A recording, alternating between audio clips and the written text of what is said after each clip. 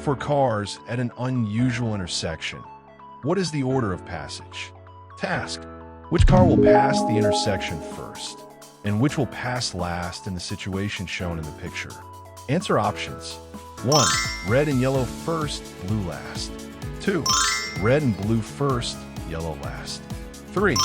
Red and blue first, white last. 4. Red first, blue last. 5. Yellow first, red last. 6. White first, red and blue last.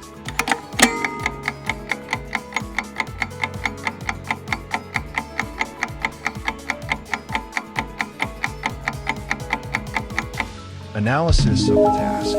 At the intersection, the yellow car turns right, the white car turns left, and the blue and red cars go straight ahead.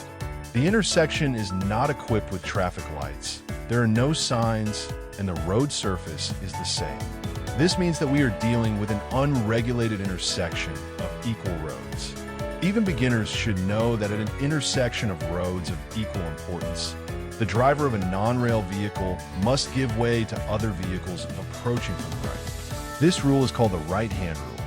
According to this rule, the driver of the red car has the right of way because there is no obstruction on his right.